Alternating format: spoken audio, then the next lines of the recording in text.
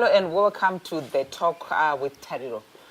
Today, we are looking at a peculiar issue.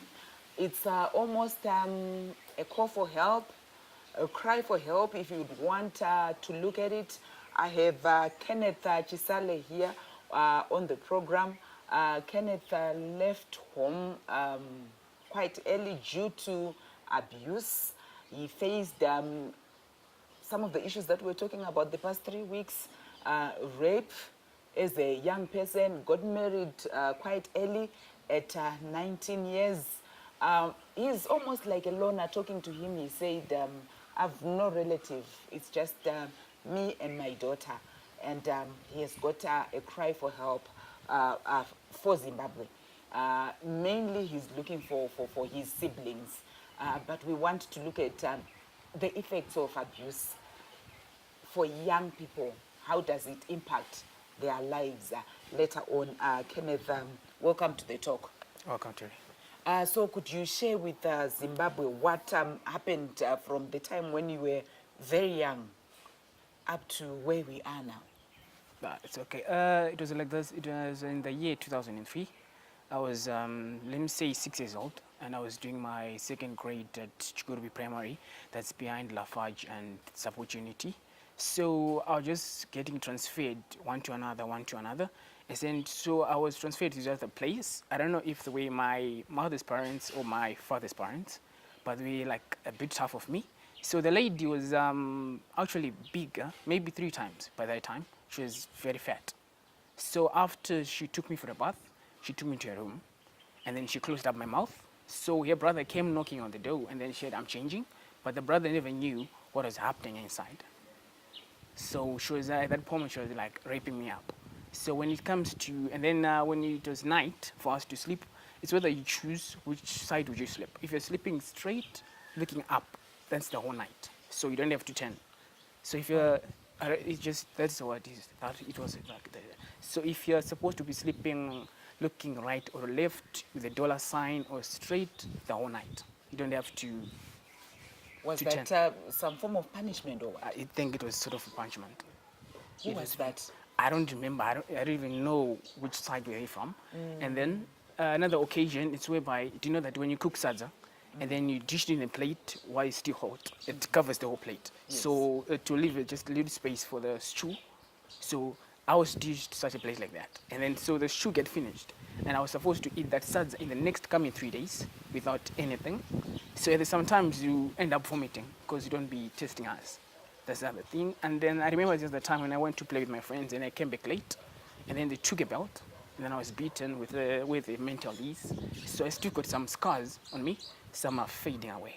So this other time, that's when I decided to run away from home. I said, no, I'm done. I'm tired of this. So as I ran away, and then I end up being at this opportunity police station. And then they said, where are your parents? Where's your family? So I was just 6 years old, and I said, they're dead. They asked my name, and I gave them. So I stayed about 3 to 4 days for them looking to where. Were your parents dead? They were not dead. Where were they? I left them home. So this other person was abusing you? Was not part of my family. Was not part of your family? Was not part of my family. And then at my family's home, there was a father who was there. I don't know if he was or he was not my father, but there was a bit confusion. There's sometimes that when I used to come to Islands, yeah, there's my father used to work for this other white family. So if I came to the Islands, my name could be changed.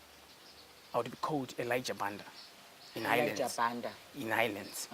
And then if I go back to Mavuku, that name, it ends. And then I would be called what? Kenneth. So I had 2 names.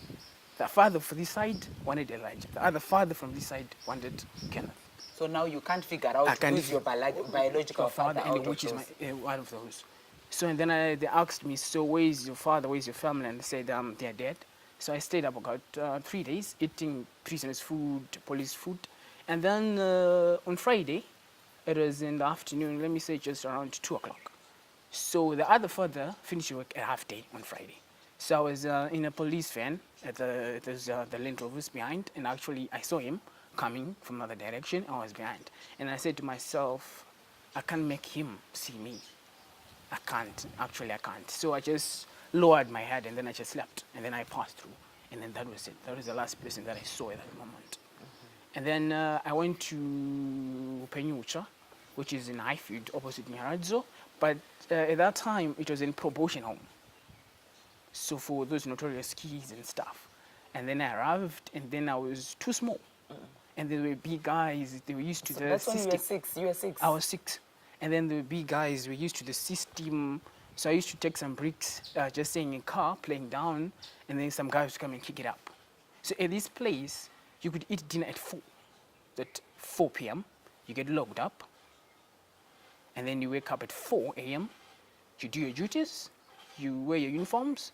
I had no socks on, I had no jersey on, just my khaki and my shoes, and that's it. And then go to school. And then, so what happens is I felt this other composition about myself. And then they put me to a lower grade, first grade. So these guys, and now you remember this is the time when we woke up, and then we went to a soccer field. We were given a big portion with a jeko to cut. So I'm not used to that, and I was 6. This happened at the age of 6. And then I said, I've decided. This time, no, I can't stay at this place. And then this other time, I just left my plate behind my classroom, and then I took off my shoes. I was wearing a big short, an American short, and a black top. And then I ran out of the gate. There was no guard at the gate at that time. I don't know what happened. Maybe it was God's time. And then I ran away. So I just remember turning at my left side, going to the Machipisa direction. And then there were ladies, my apostle, and then they started calling thief. But I never looked back. I said, let me just go. And then I went down to Machipisa, and then I became another street kid at that time. A street kid. A street kid. And then in that moment, I met a girl in the same situation as mine. But I don't know how we lived, what we ate, where we slept, and then suddenly she disappeared from nowhere. At the end, I end up again in the police station, Machipisi police station. Where are your parents? I said, I'm dead. I said, they are all dead. I don't know where they are. And then they took to the social welfare, and then they called back at Upenyucha again. They said, do you have a space for the child? So in my mind, I had the conservation. I said, I can't go back, please. And then the superintendent, the principal at that time, said that we are full. At Upenyucha. At Upenyucha. And this was full. And I said, thank God. And then they phoned this other orphanage home, which is in Belvedere, St. Joseph. It's mainly for boys. And they said, no, he can come. Then I was taken there to St. Joseph. All right. We're ending the first segment with him now at St. Joseph in Belvedere. That's a tale of a child who was abused when very young, went through a lot, became even a street kid, went into different homes. We'll continue with Kenneth's story.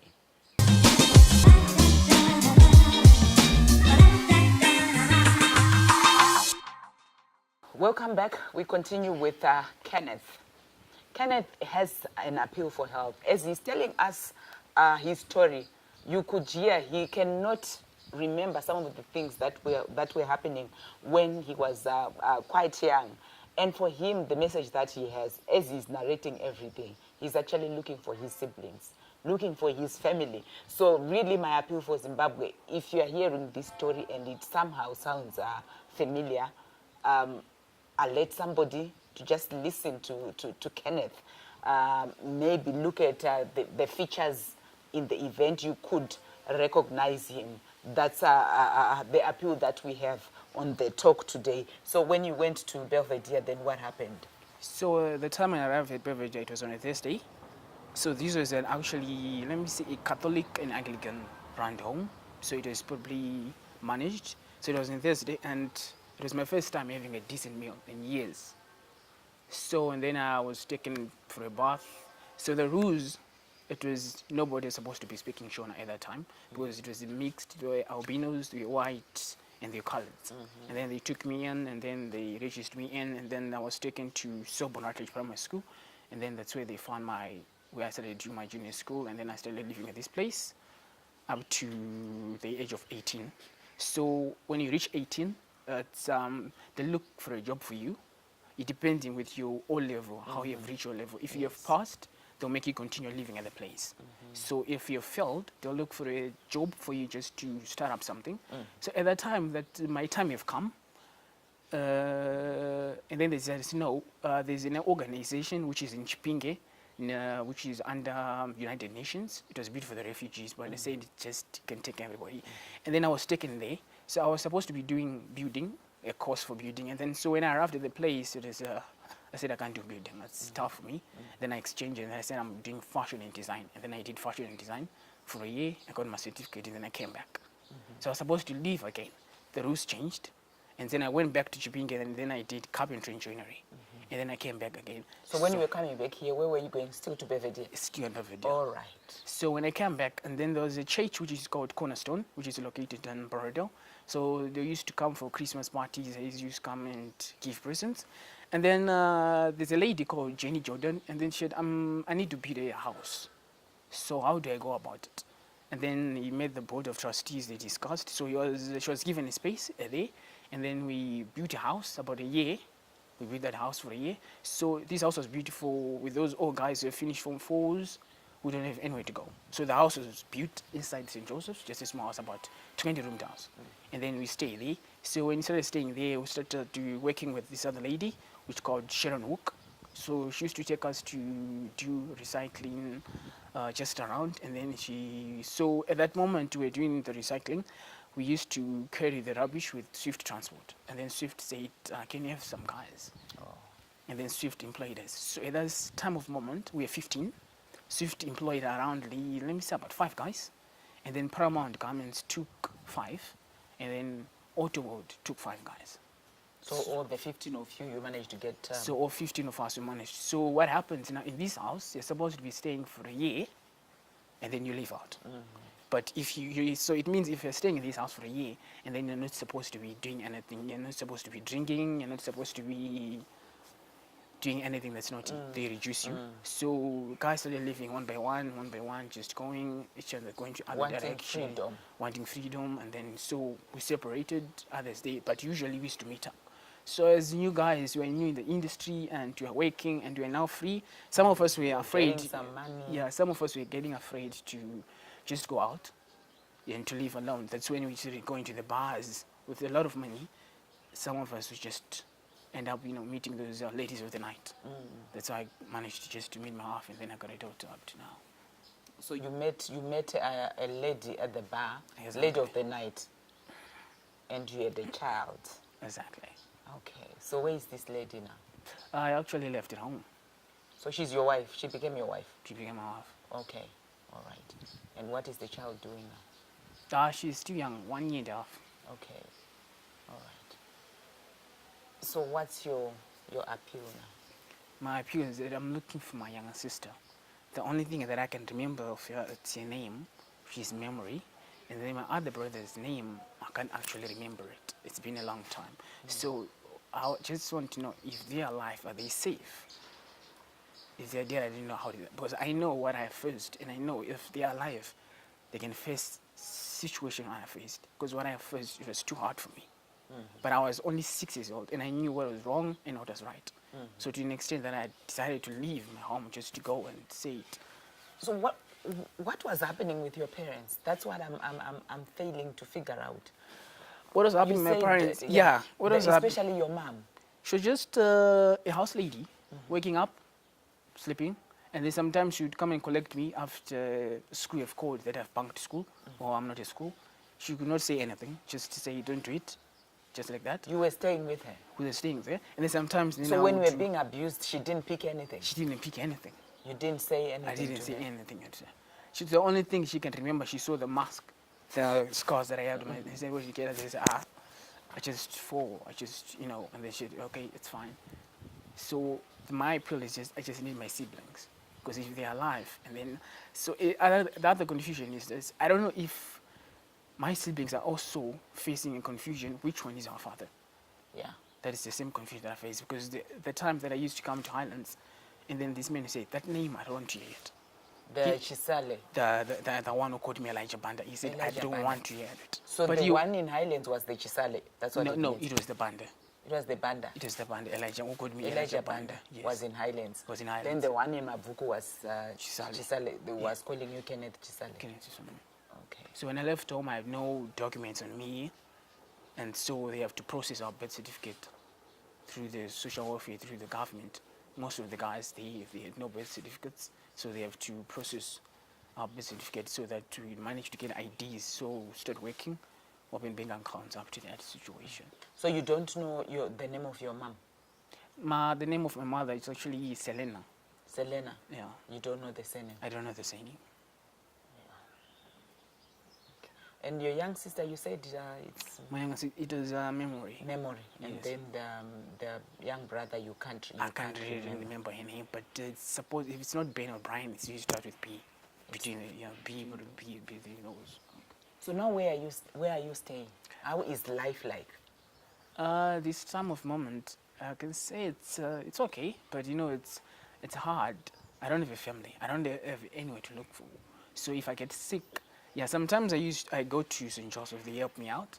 Sometimes I just like I remember this other time when I got sick. I was living alone. This other time when I stayed alone, about 2 months. So I got sick and I had nothing to do. How old is your wife? She's older than me actually. So she's actually, let me just say, she's 26. She's 26. She's 26. We are 22, 23. Okay. All right. So that's the situation. So most of the guys, they face difficulties. One of our guys got sick, and then at the end he died because he had nowhere to go, nowhere to run to. That is the situation. Well, you heard from Kenneth.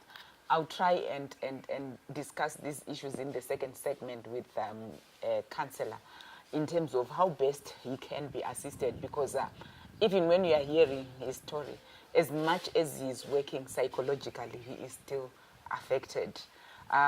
If you're living in Mavuku, a memory, a young boy, name started with a B, could be Brian. He can't remember bulk of these things.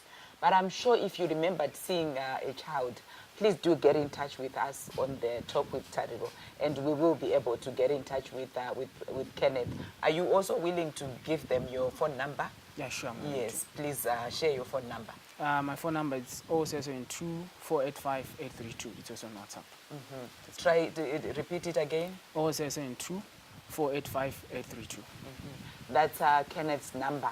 In the event that you remember something, you can get in touch with Kenneth, or you can get in touch with us on the Talk.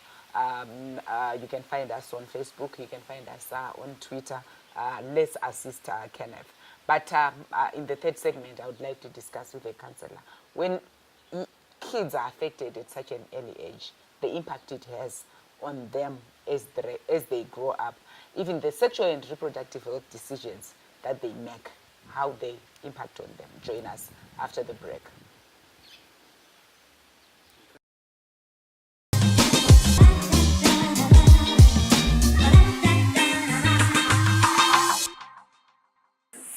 Welcome back as we continue with our discussion on the Talk.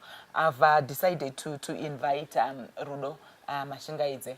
Rudo Mashingaidze, she works as a clinic manager, but she's also a counselor. So really on this segment, Rudo, I've invited you as a counselor. The issues that Kenneth raised, what is your reaction? Really sad and realistic. This is the reality of what is out there. And I would like to start by congratulating this young man for coming out and talking about this. And he brought forward some real issues. For starters, circumstances in the home itself where he was supposed to be kept were so, I could say, discombobulated that he could not stay there. At the tender age of below 6, he had to leave home. And automatically that exposed him to a whole lot of abuse. And what happens out there is, once people know that you don't have a family stronghold to fall back on, it's almost like you're wearing a T-shirt that says, go ahead and abuse me. No one cares anyway.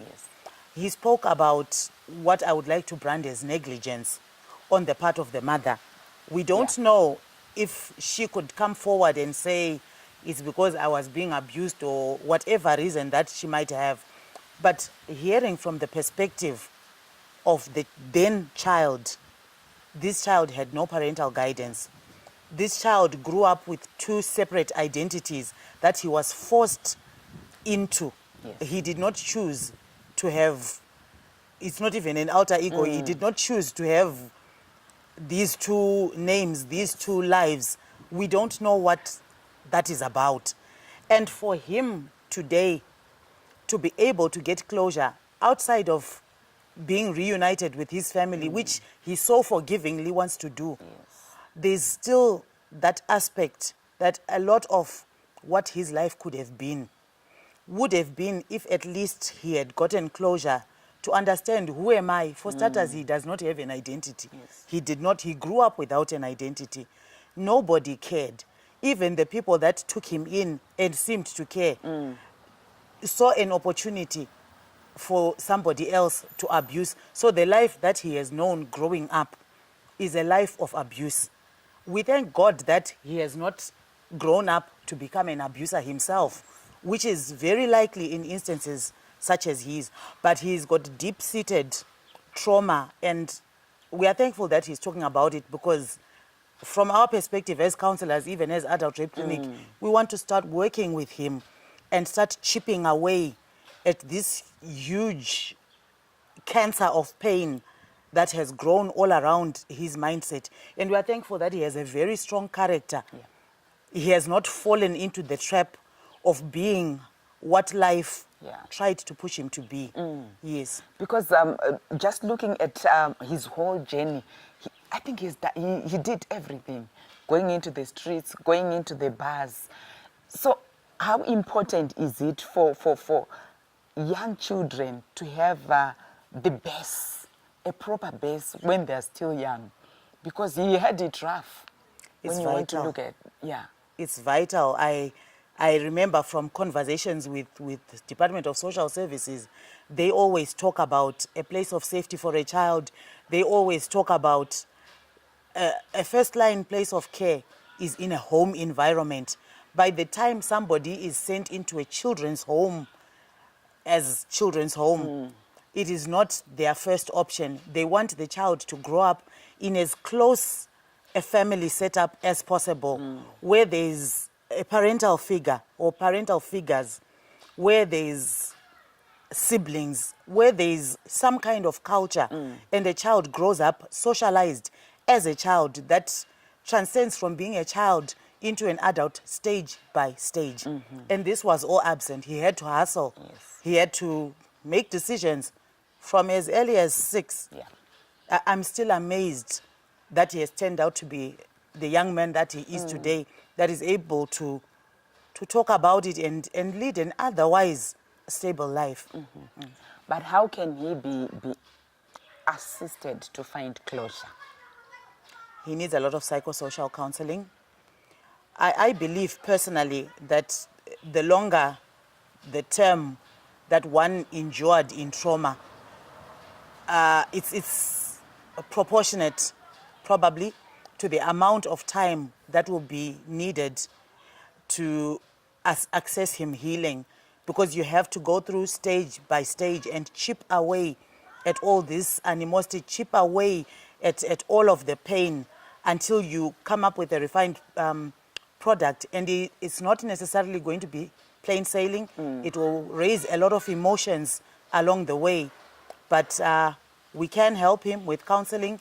We have a psychology department at the Adult Rape Clinic, and it deals specifically with cases such as his. And we believe that putting him on long-term psychotherapy will help to patch up parts of his life. Well, Zimbabwe, that's all we had for you this week. Remember, if you remember anything, if you stay around the Highlands area and you remember seeing a young man like Kenneth, or you stayed in Mavuku or still staying in Mavuku, and you remember this young boy who had those siblings, who had that family, the Chisale Banda link, please do get in touch with us. Kenneth has an appeal. He's not looking for his father or his mother. He's mainly worried about his siblings. That's his young sister and the young brother. He can't vividly remember back of the things, but his worry is they might actually be going through what he went through. They might still be facing abuse, and he really wants to rescue them. So we are appealing and hoping that we can hear from somebody who remembers something that happened in the early 2000s. Until next week, it's goodbye.